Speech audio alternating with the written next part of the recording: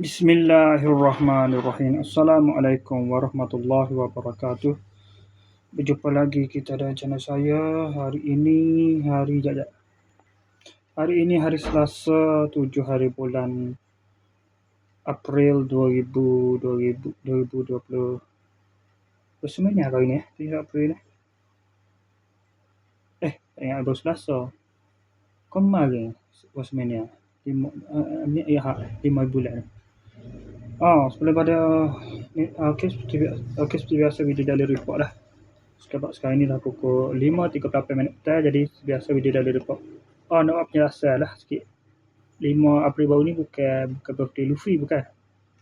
Birthday Seiyu untuk Naruto lah. Junko Takeuchi yang ke-54 tahun. Jadi saya buat dalam video tu, post dalam TikTok tu. Okey, sekali itu saja sekadar maklumat. Okey, kita terus ke agenda utama kita, iaitu daily report kita untuk hari ni. Lepas pada buat video daily report kemarin, saya minum petang dah. Minum petang. Minum petang mari tak ingat dah. Keluar tak? Tak keluar mari tak keluar.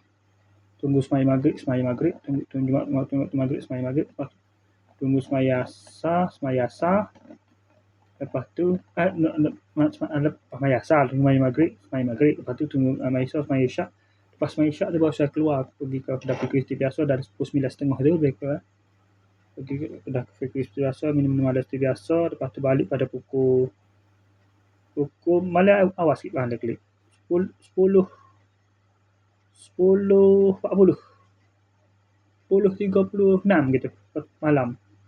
Lepas tu tidur agak lewat dalam pukul 3.30 pagi. Bangun pada pukul 6.50 pagi, bangun mandi, terus mandi subuh, makan sarapan, kemudian main internet kejap, lepas tu ngatuk lajak tidur. Bangun pada pukul 12.50 tengah hari. Bangun 12.50 tengah hari. Lepas tu tak ada buat apa lah.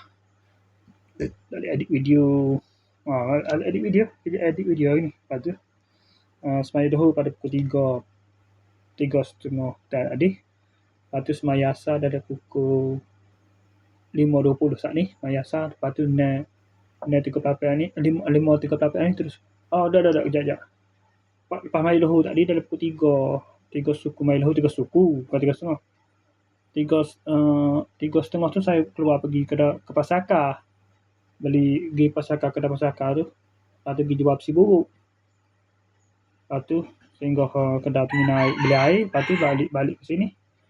Lepas tu pukul 5 tak ni mandi 5.10 ni mandi semaya asar pada pukul 5.20 5.38 ni terus buat video daily report ni. Okey, saya sekali saja untuk sesi video daily report kita untuk hari ni. Ni sekarang ni pukul 5.42 dah ni. Dah 5.42 dah. Okey. Saya saja untuk sesi video daily report kita untuk hari ini. Assalamualaikum, jumpa lagi. Bye.